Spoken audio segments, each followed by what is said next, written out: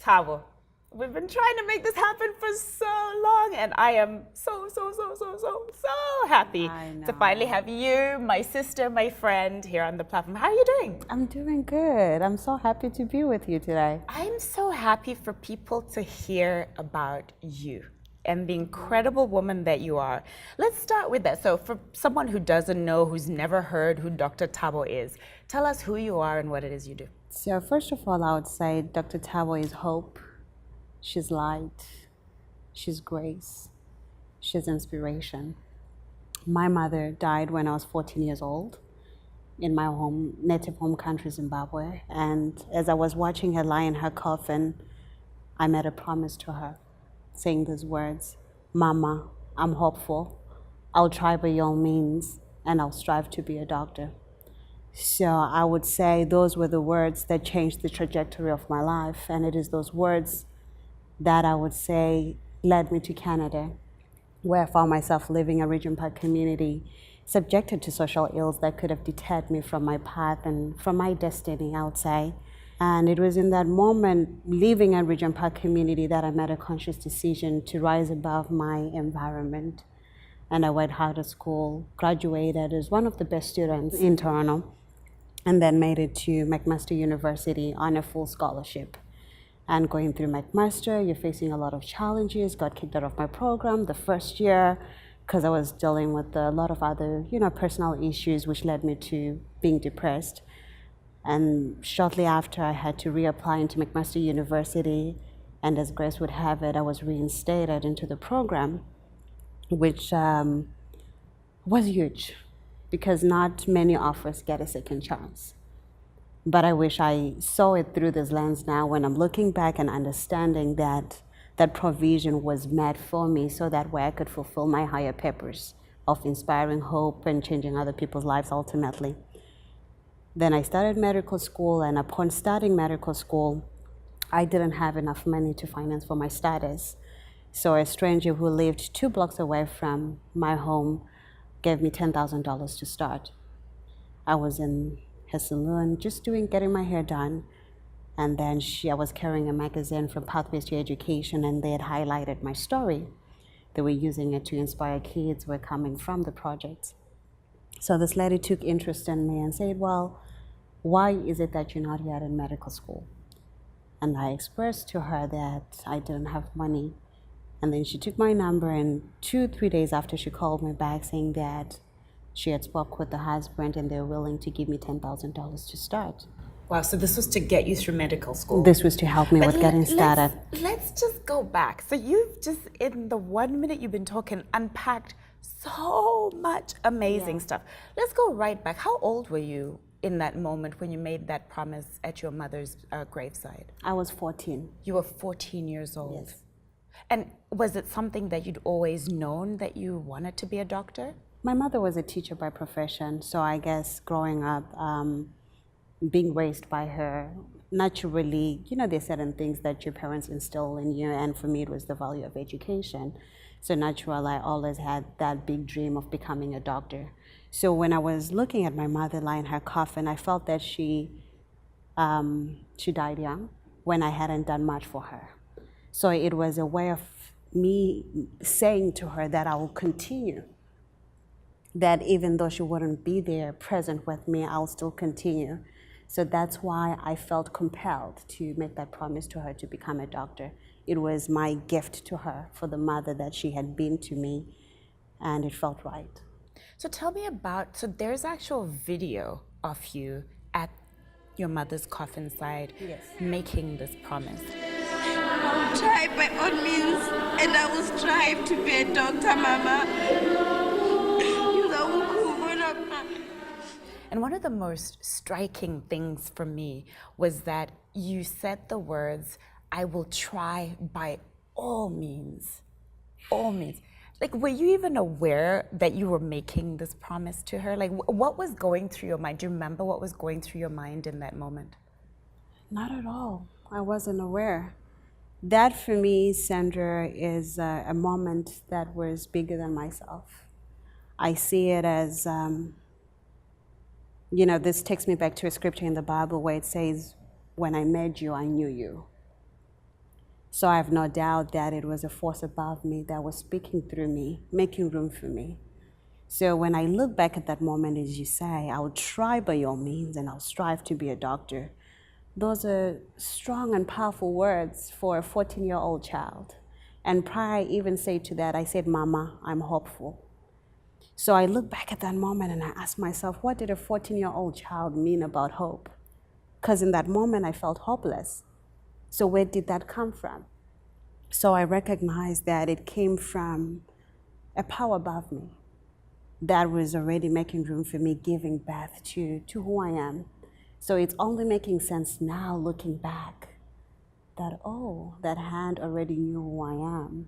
And it knew that I would get to a place, some point in time now where I would remember and see through it in the way that I do now. Now I recognize that that was divine, and that was a divine setup, of course, for me to use that story to empower and change other people's lives.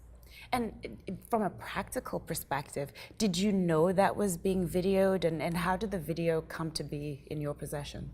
Oh, not at all. I didn't know it was being videotaped. Matter of fact, I was sitting down close to my aunt, my mother's half-sister, and she asked me if I wanted to go and see my mom, and I said yes.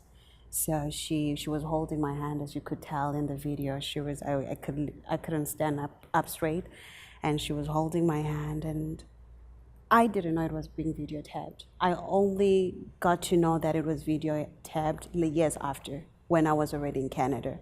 And literally this happened when I had just started medical school. So you only found out that there was tape of that moment where you're promising your mother that you'll be a doctor when you were now in medical school? Yes. That's So that was about, I think, a year after I started medical school. That's when I knew that I had made that promise. I knew intuitively that I made a promise to my mother, but I didn't know it was tabbed in camera. And so for me, even watching that, because all those years I didn't have enough courage to see my mother's funeral video.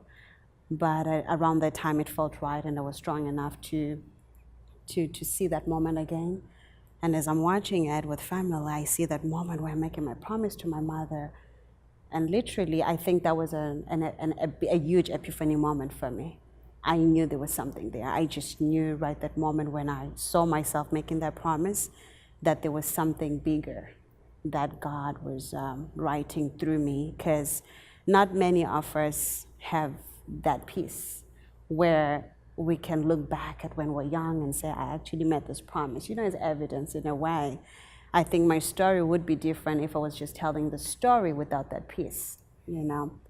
I feel humbled to have been given that piece by the universe. It's something that I have no words to explain it, and I wish I did. Let's talk about your mother. So this video, which is so pivotal in your story, is at your mother's coffin side. Tell me about your mother. My mother was a teacher by profession. She taught kids who were coming from the projects, the townships in Zimbabwe, Godlaya Primary School in Pumola. And my memory of her was she had so much passion to impact change in those kids' lives, and never hesitated to spend in a little more time, extra time with them, so that way she could bring out the best in them, because she obviously noticed that those kids were coming from low-income families and needed extra attention in comparison to kids who were coming from the medium working-class families. And sometimes she would even open her classes earlier on when other kids were still on holiday. She would make that extra effort to bring those kids together again, so that way she could give them that extra help for free. And as you already know, Sandra, teachers don't get paid that much. She was just doing it out of the goodness of her heart and her passion of helping kids. I believe that was her purpose. I remember one time when she got promoted to the posting of becoming headmistress, she literally said, I still want to teach. Teaching is my thing. In as much as I'm grateful that I'm a headmistress now, but I still love to teach. So she did both. And prior to her death, she had been getting a lot of awards, of course, She was always producing the best results in Blawayo, and beating kids were coming from private schools. So it takes somebody special to bring out stars coming from the townships. So I know without an ounce of doubt that she was a special woman, and just her ability to have been able to give that to those kids, to transfer her gift to her kids to the point that they would believe in themselves and be able to stand tall on top of kids who are coming from private school, says a lot about her gift. And even when she had been promoted to being headmistress, she continued teaching. And I noticed that for her, it wasn't about the money. Neither was it about being seen. It was because she believed that that was her path. So she did it to the best of her abilities, and it didn't matter where it was. She continued choosing those kids and helping them. And she had this thing where she was drawn to the marginalized communities. So I know that she was indeed a special woman. And I look up to her in so many ways, and I use her life to model my path as well now, because much of the way she lived her life is only making sense to me now, particularly because I'm also stepping out on my papers, and I draw a lot of strength from the life that she led. So we'll talk more about your purpose, but I want to go back to the journey. So you're 14 years old, you make this promise to your mother, and then life goes on, you go to school, you graduate from high school. Then what happened next? After I made the promise, I continued at boarding school in Zimbabwe at John Talak Secondary School, where I did 2 years, and then I did my O-levels, and then afterwards made it to Canada. That was 2 years after. So when we got here, that's where we're living at the project's Regent Park community. And what prompted that move? Like, why did you move to Canada? And did you move on your own or with your family? No, my dad was already here. So when my mother died, my dad was already in Canada. And unfortunately, he couldn't come back home for the burial. So he was away, and we were left behind back at home. And so it was always their dream to give us a better education and for us to grow up in a place which would actually give us more opportunities in comparison to Zimbabwe. When we were now at Regent Park, I think that's when I was subjected to a lot of challenges, because there is no child that imagines that they'll be growing up in that kind of neighborhood. And it was a shock for me. So just being there, I worked hard at school, and So describe for someone who doesn't know, who's never been to Canada, Regent Park, like what is it? What's that neighborhood like? So the Regent Park, it's a township.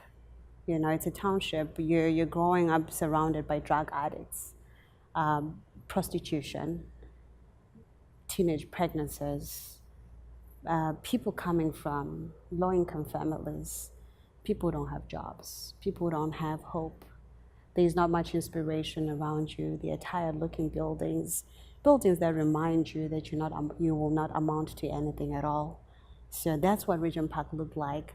But one thing that I recognize again now is that being there at Regent Park was a blessing, because I was aligned with Pathways to Education, which is a charity organization that helps kids who are coming from low-income families. And Pathways to Education facilitated for my undergraduate studies. I got my full scholarship through them.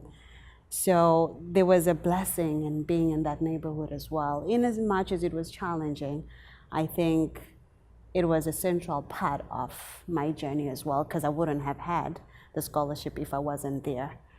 And got the full scholarship, then made it. How was it? So if we just step back for a second, so you're in a neighborhood where literally you're surrounded by drugs, by prostitution, by teenage pregnancies. How did you stay true to your path to the extent that you're able to graduate at the top of your class and get a full scholarship? It was the promise I made to my mother. That was my driving force. I was able to listen to that voice that came from a 14-year-old child. That's what I used as my driving force. I wouldn't be here, Sandra, if it wasn't for that moment. So it's the pain of losing my mother turned out to be my breakthrough moment as well. Because it was the pain of losing her that gave birth to the promise of becoming a doctor. If it wasn't for those words, I wouldn't be here today. And I recognize now that the moment I said those words to her, I was giving the universe the power to co-create this dream with me. So despite the challenges and the life circumstances that I've had to overcome, getting aligned with my purpose, with the dream, stemmed from that promise. So you've talked a few times now about purpose and aligning with purpose. How do you define purpose? Purpose is your gift. Your gift. Whatever you're called to do, to serve other people's lives, that's what purpose is. It's that burning desire to serve. We've all been called for different things. Mine is to impact and to change other people's lives. For some is to teach, for some is to be a nurse, whatever that thing is. It's that thing that comes easy to you. That thing that when you do, you feel light, you feel happy, you feel fulfilled. That's what purpose is to me. So let's go back to your story. So you graduate from high school in Canada, and you get admitted to pre-med at one of the top schools in Canada. How did that happen? It was through mentoring support and tutoring services from Pathways to Education. But again, also, the foundation that my mother had set, before she died, I think I'm grateful to that as well. So she had instilled in me the values of working hard and just showing up in the best way that you can. So I consciously made a decision to work hard at school, and I think that's the reason why I was able to make it to McMaster University. But again, Sandra, I also attribute it to grace. I strongly feel that I've been protected and shielded in ways that transcend my understanding. I remember being as part of Pathways to Education. I did not even qualify to be part of that program, and that is the program that facilitated for my studies at McMaster University. So they created a waiver for me to accommodate me into that program simply because my brother was studying grade 9, because their requirement was that you must have been studying grade 9 in Canada. But I had already done much of my high school studies in Zimbabwe. So to have received that provision, I feel it was a force helping me to unfold this path. In as much of course, I worked hard, but it's also because of grace showing up at different points in my journey, helping me and allowing me to manifest this dream. So you go to McMaster, but things don't go according to plan. Yes. What happened when you got to McMaster? Yes. You have to recognize that I was one of those kids that always came out on top in class, and always one of those kids who were top, just stemming from Zimbabwe and even in Canada. So when I got to McMaster, I lost my way in my studies. Certain things that were personal things that were happening, in my life. As a result, I lost my way. Then I fell into depression. And then the next thing was I never used to attend classes at all. I just gave up on life. I felt like I had no reason to continue. The zeal and the drive that I had was gone, and I could, barely recognize who I was at that time. So I got kicked out of my program. But what is ironic is that in as much as that happened to me, I quickly bounced back. I was able to reapply, and as grace would have it again, I was reinstated into the program. And now I look back at that moment, and I'm really grateful that it happened in the way that it did, because if it didn't happen that way, I wouldn't have a story to tell. What do you think was the lesson you needed to learn from that moment where, you've dreamed about this moment, you're admitted to one of the top universities in Canada, and then you're kicked out? Yeah. I think the biggest lesson for me was to never take anything for granted, to always show up. So you go back, they say, okay, you can come back into the program. Yes. Then what happened?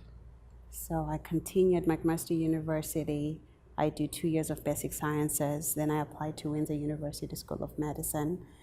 And then I make it. Upon making it into Windsor University School of Medicine, that's why I faced some challenges with the finances. And around that time, I think I was home for about 6 to 10 months because I couldn't start medical school as I didn't have enough money. So you've been accepted into medical school? I have. You have a place at medical school? Yes. But you can't go to medical school. But I can't go to medical school. So it feels as though I've gone through this process. Then finally, when I'm there, I'm not able to cross, to the other side because I don't have money. I was sending my story all over the place, and Did you ever feel, so in that moment where it's like, I was right there, I've got the place, I can, I know I can do it, I've worked hard. Did you ever lose hope? Did you ever think, maybe I did. wasn't meant to do this? I did. I started questioning my path. And so many times when you hit that dead end, you feel like maybe, you should take an alternative route, like maybe nursing. I remember one of the ladies that I was working with at that time suggested that I take nursing instead of medical school because she knew that nursing would be easier for me to finance. And I knew that I was called to be a doctor. I just knew that that was the path that was set for me. So I didn't listen to her, and then I continued waiting and trying to find other alternative ways of putting the money together. And that's when I stumbled on, the hairdresser who gave me $10,000 to start medical school. Wait, I like that the hairdresser gave it, and then let's pause on that. Yeah. So you've been accepted, you're sitting home for 6-7 months because you don't have the money to go to school, you're losing hope. You're in a hair salon. Yes. Getting your hair done. Yes. Did you know this lady in the hair salon? Yes, I knew her. She was in the community. Okay. But I didn't know her that way. She wasn't like a friend, No. like you're not at her house on the weekends. No, She not at didn't- all. Did she No. know your story, or how did she get to know your story? She knew my story because I was carrying a magazine from Pathways to Education. So she saw my story featured on that magazine, and that's when she took interest in learning more about my journey and who I was. And she just So wanted you to are help. literally in the hair salon, Yes. getting your hair pressed. Yes. This woman says to you, "Well, tell me your story." Yes. She's a hairdresser. Yes. And I'm carrying a magazine that moment too as well, with my story being highlighted there. So you tell her, I've been accepted into medical school, Yes. but I don't have the money to go. Yes. So then what did she say? And then she says, I'll talk to my husband and see if we can help you. And then 3 days after, that's when she called me and said they were willing to give me $10,000. I think the other thing that is, I need to share this with you. This is a woman who didn't have money. This was just a woman who was working hard to make ends meet. And her salon was located right at Regent Park community. So she's not by any means rich or anything like that. And I remember one time after that had happened, she said to me, I've never been helped by anyone before. So I didn't do this for you because I've been helped or because I'm passing on a seed. I did this because there is something in you that led me to release that and to go an extra mile for you. I don't know why, but I believe there's something about you. This effectively stranger, she didn't loan you the money, she gave you Yes. $10,000 and said, go to school. Go to school. Wow. Yes. And she continued and said, I've never done this for anybody before. Do you still have a relationship with her? I do. She's amazing. And honestly, she never has demanded anything of me. She just wants to see me thriving in whatever I choose. She's just an amazing lady who I'm so thankful that God positioned in my life at that critical moment in my journey, because I do believe that she is the other reason why I started having a deeper relationship with God. Because when God shows up in your life in that way, you start understanding that you are really taken care of, So I know that $10,000 is a lot of money, and I know for her it was a huge amount. But I also know that medical school is incredibly expensive, and I'm going to hazard a guess that 10,000 is not going to get you through medical school. Of course. So how did you find money for the rest? So around that time, I needed a difference of about 25,000. And then I was talking to a friend of mine over the phone, and then she said, how about you send your story to Oprah Winfrey? And I had never thought about that. So she just suggested Oprah Winfrey because she knew that Oprah Winfrey is all about empowering the girl child through education. So she was convinced that with my story, I would be able to get a bursary or a scholarship from her.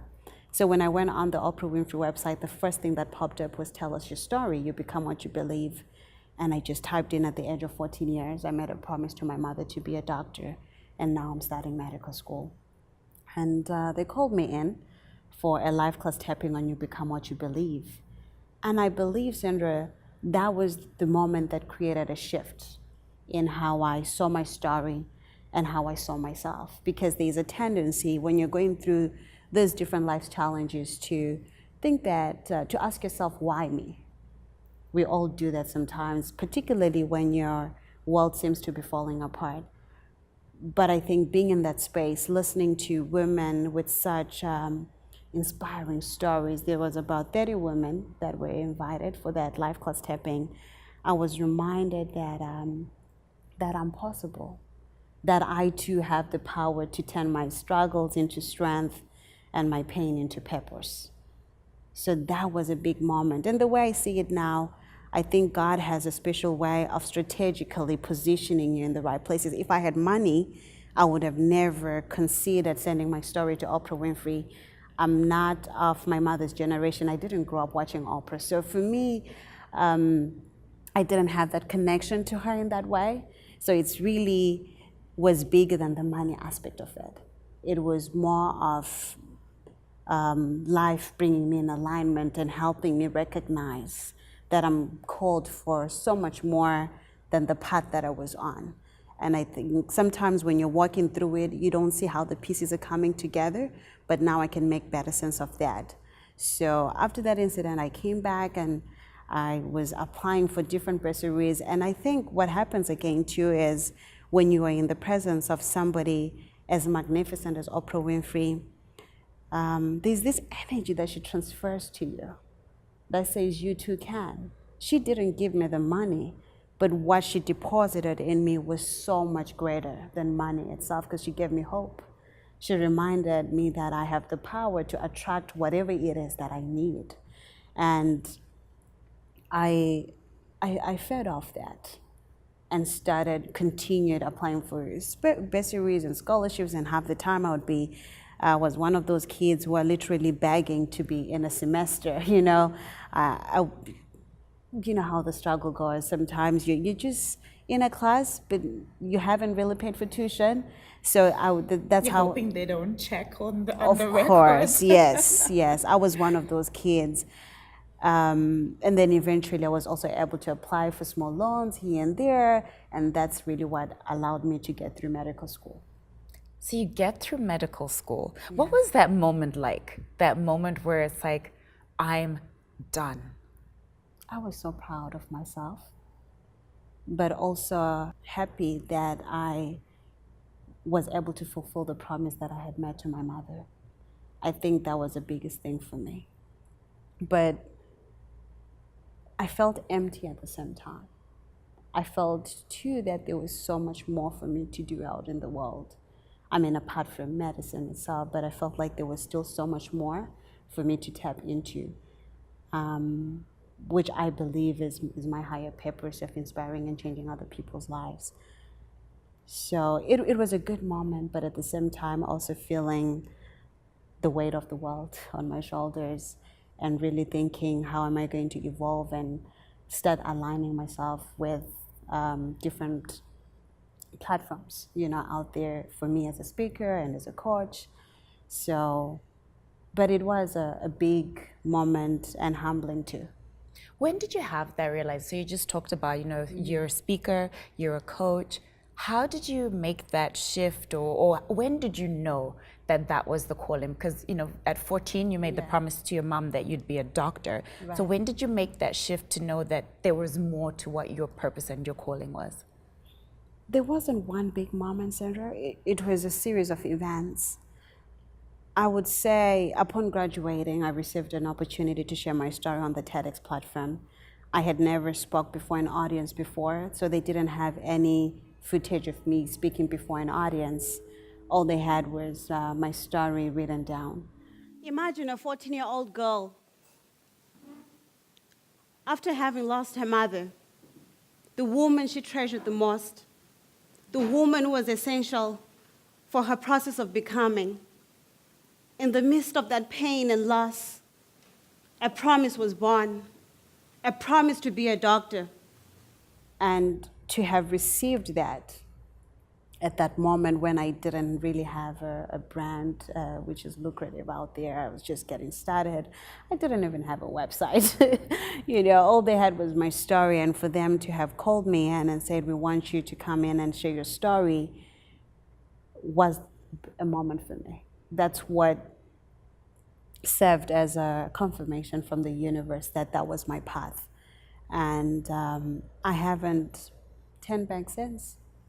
Now, I've met your father, who's a wonderful, amazing man, and we've talked a lot about your mother and her role and her inspiration in your life. Tell me about him and his role and his inspiration for your life. Wow. My dad is an amazing man.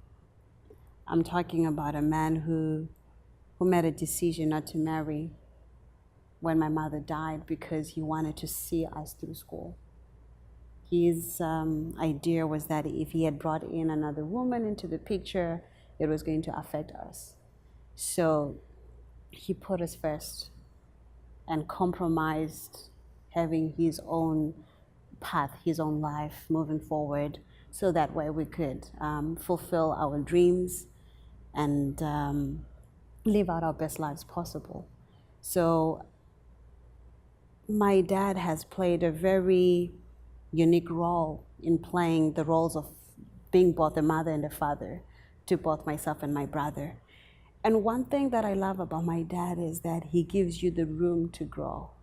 He's very patient, very gentle, and will always give you advice, you know, just to guide you, but he also gives you the room to figure out what works best for you.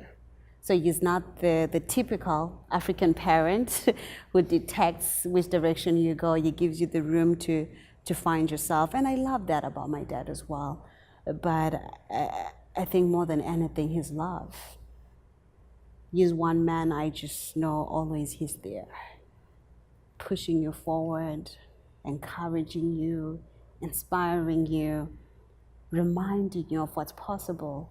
This actually takes me back to the moment when I got kicked out of my program. I'm not the one that opened that letter, by the way. It was my dad, you know. And I think it was more of curiosity on his part. And he opened it with excitement, you know, thinking my star child, she's going to be producing A's. And then, Lord and behold, it was a total opposite of that. But he wrote a little note on my bed. He left the letter from McMaster and wrote a little note right by the side and said, I've always known you. You're so much more than this. Rise and try again. So he's amazing, Sandra. This is a man who, in as much as he expected so much more from me, but he was still able to give me hope. He doesn't shout at all. He'll sit down with you and try and understand where you're coming from, and then he will also explain to you where he's coming from. He's like that. My mother was, of course, the total opposite. You know, my mom was a disciplinary committee, really, but my dad has always been that way. And so you go through this unbelievable journey, all these hardships, all this sacrifice, and you've got to the end. Yeah. Now you've got that certificate that says you're a doctor. Yeah.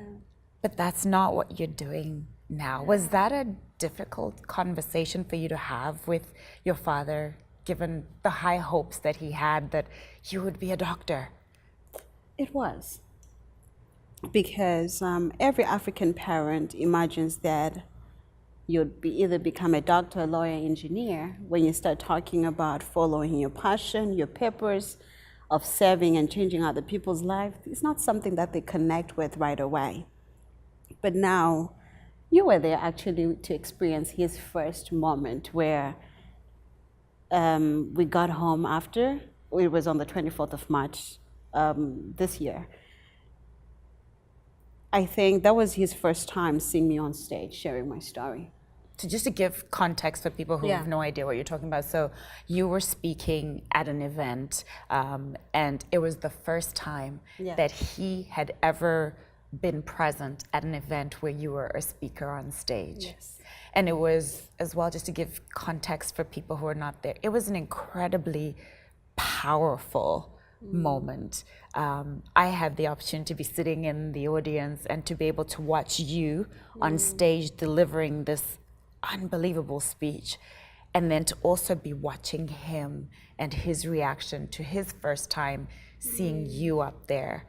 And it's difficult to put it into words, just the pride that came through. Yes, I saw him tearing up from the stage. I think that was his moment of realizing that I was called for so much more. And I think it also stemmed from seeing the reaction from people in the audience. Nobody imagines that, they give birth to a child who's going to be on stages, right? I mean, for him at least. The greatest dream that he held for me was becoming a doctor. So he couldn't see anything beyond that. Neither did he believe it was possible. There's this notion that is for a lucky few. So it becomes hard to receive it when it's your own child.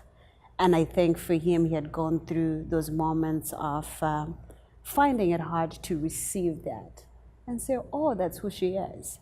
But after that moment, things have been different. Now he supports me, he's cheering me forward, and he recognizes that it's me. Matter of fact, we had a conversation about a month ago. And he says, what is ironic is that that's your personality. That's you. So now he's starting to understand it differently as well. But he's at peace now. Do you see yourself ever practicing medicine, or do you really think that the path that you're on now as a speaker, as a presenter, as someone who's a coach, a motivator, that is the path that you were destined for? I believe this is the path I was destined for. And there's so many amazing things that have been happening behind the scenes to affirm that. So I know for sure this is the path. The path to becoming a doctor was the path that God used to get me here to this realization. But definitely I'm called for so much more than that. And I want to be able to directly change people's lives. Not that doctors don't change people's lives, but I want to be able to do it on a large scale. And I feel this is more me in comparison to medicine. And it feels right. I'm at peace. Now you have, in the relatively short time that you've been on this path, spoken on not just national, but international stages. You've been on stages with greats like Lisa Nichols, and how does that feel? How does that feel? I'm still trying to wrap my head around it, honestly. One of the first things, speaking of that conference where I spoke alongside Lisa Nichols, Reverend Michael Beckwith, and Bishop Carlton Pearson, I remember getting to South Africa last year, and the first question that I asked the person who had put the event together was, why did you bring me here? I was still going through the process of resisting it. I knew who I am, but I was still resisting it. And then he said, when I saw the clip of you making a promise to your mother, I knew there was something special about you. I knew I had to have you here.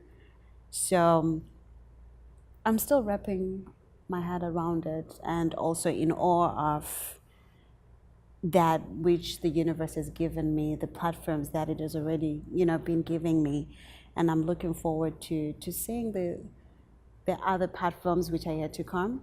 I know I'm not going to give anything away, but I know you've got some big things coming up. And I'm interested to know, with all of these big things that are on the horizon for you, where do you see yourself 5 years from now? What's your vision for who Dr. Thabo will be in the future?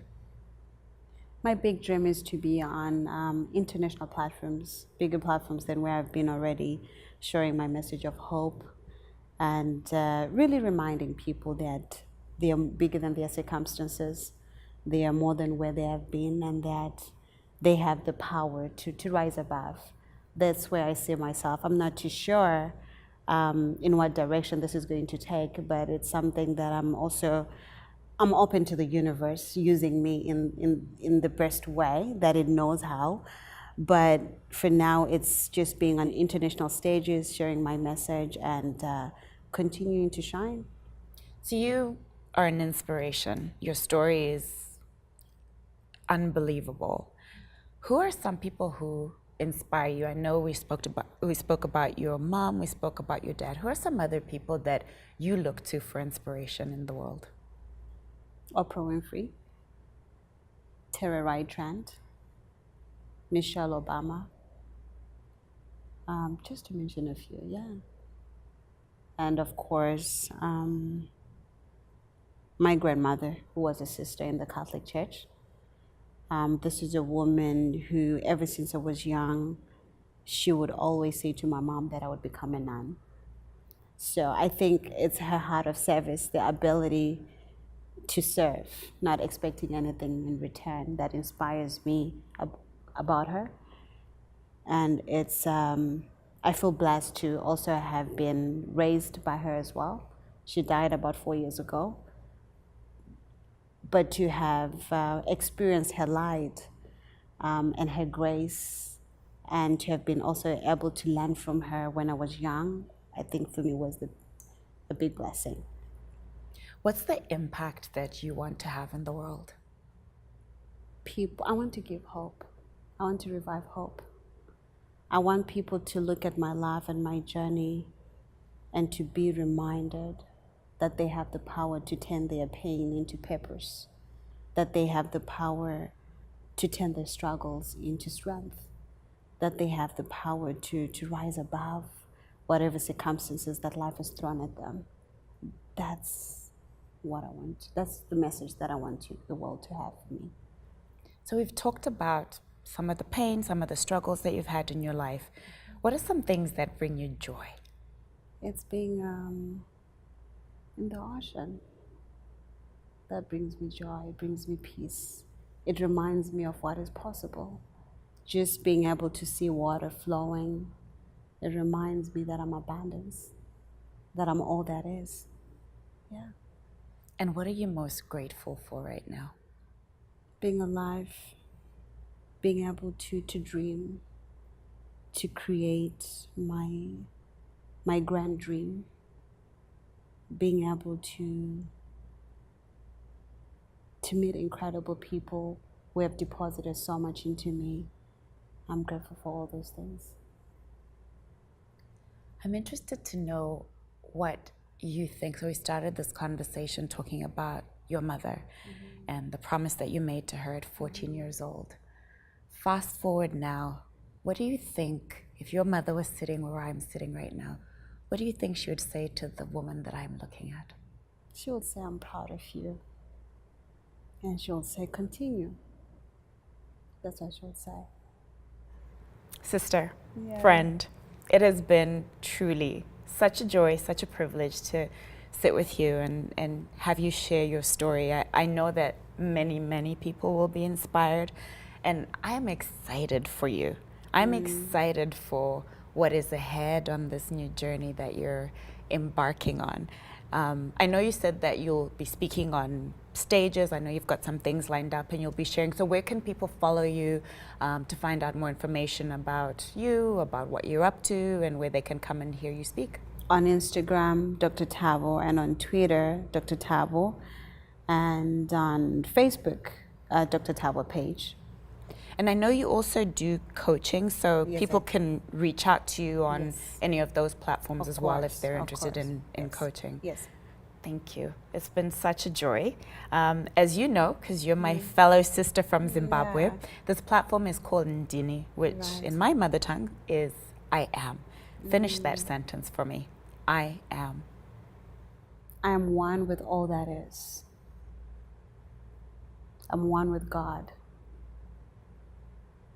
I'm everything that my mind can possibly conceive. I am possible. I am beautiful. I am light. I'm hope. I am. You are. Thank you. you. Thank you Thank so much, my beautiful sister.